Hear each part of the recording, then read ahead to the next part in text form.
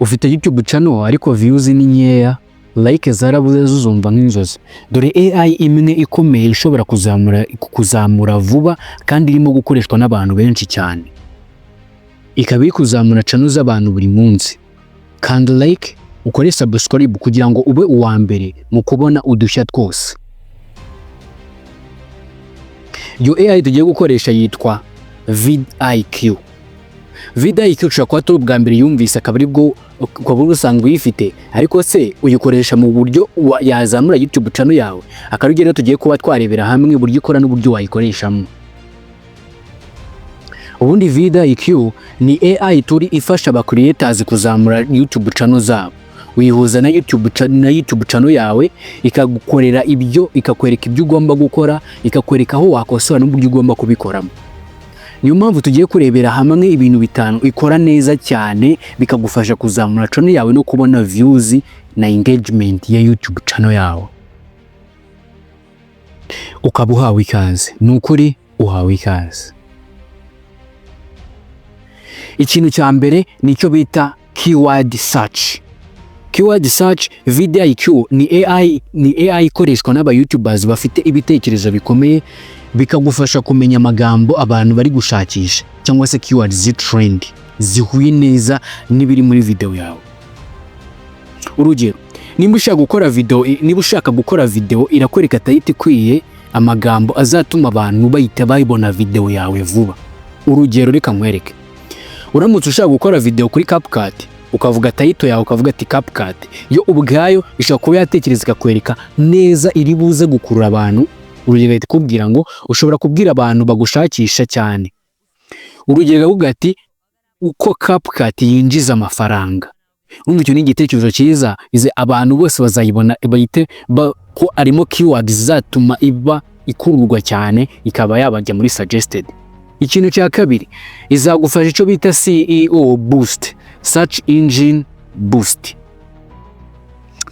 search engine optimizer boost. Ibyo byose bikorwa na vidIQ byihuse binyuze muri CEO, search engine optimizer. Iragusuzumira title yawe, tags na description, ikakubwira niba video yawe ishobora kuzaboneka cyane cyangwa se ikazacikira mu kirere ntirenge n'umutaga. Igihe cyose iyo CEO yawe iri hejuru, amahirwe yo kujya muri suggested and search result iriyongera cyane, ariyongera ibifite amahirwe menshi. Iyo uvuze suggested cyangwa search result, ni kwa kundi uba uri guscrollinga, uri kureba n'ibintu bidahuye n'ibyo wenda ugiye kureba muri video yanjye, waba uri guscrollinga ukahita ubona video yawe bakahita bayigeraho vuba ikahita yitambikamo, ikaba iri suggested yamaze kuba recommended. Icyo nicyo cya kabiri izagufasha. Ikindi cya kabiri ikora neza nicyo bita competitor tracking, kwigira ku bandi. Hari ikintu gikomeye cyitwa competitor tracking. vidIQ iguha amahirwe yo kureba abameze nkawe bakora ibijya gusa n'ibyawe, hanyuma ukareba ibyo bakora neza.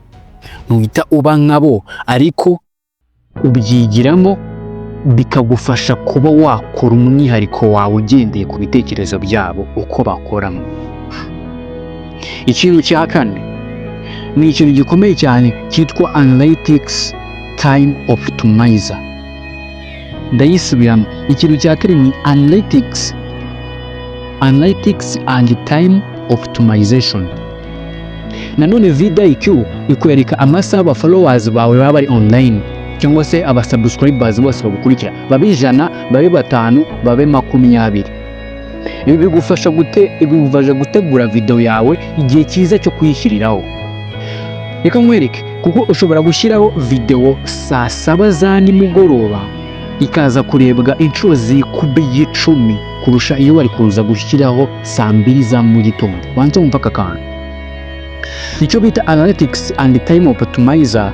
Ni igihe ureba aba followers igihe bawe bari online, vidIQ ibigufashamo neza cyane, ukaba ushobora kuba washyiraho video igihe gikwiriye ikikuba inshuro 10 kuruta igihe wari kuza kuyishyiraho wenda mu gitondo cyangwa se indi saha.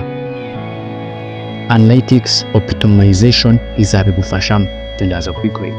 Ikintu cya nyuma ni nacyo cya gatanu, vidIQ igihe icyo bita short and title and post. short title and boosts. vidIQ ifite feature nka title generator n'izindi zifasha mu gukora short, izo za video z'amasegonda make cyane. Uburyo ikoramo, iyo uyihaye igitekerezo cyoroshye, iyo uyihaye igitekerezo itanga thumbnail ishobora gukurura abantu benshi mu masegonda 3 gusa yonyine. Muri makeya bigize muri summary nka summarizinga vidIQ. vidIQ ntabwo ari igitangaza, ariko ni umujyanama wawe.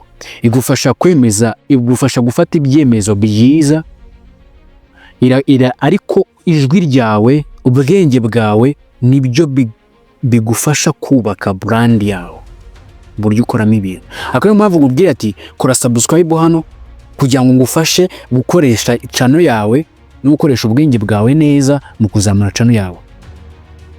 Niba ushaka indi video nk'iyi yerekana ibindi bikoresho byagufasha kuzamura channel yawe no kubona views no kubona orientation ya channel yawe, kanda like, usige comment, kande subscribe kugira ngo ntuzacikwe. Iyi ngiyi atari yo video yanyu murebye. Ndagushimiye cyane, ngiye muvugana, nitwa Professor Prophet 250 akani YouTube channel. Hanyuma niba ushaka kwiyandikishamo kugira ngo uze kubona link yo kwiyandikisha muri vidIQ, gusa byaba byiza ubashije kuba wakibumbira hamwe n'abandi ukaza muri WhatsApp channel. WhatsApp channel niho hanyuzwamo udutangazo twose tuzite tugufasha, cyo bita bonus tips. Urazanga muri titre yawe, gutyo uri kureba ino video uzeje ya moa ukande kuri title, urahita ubona link yanditseho WhatsApp channel.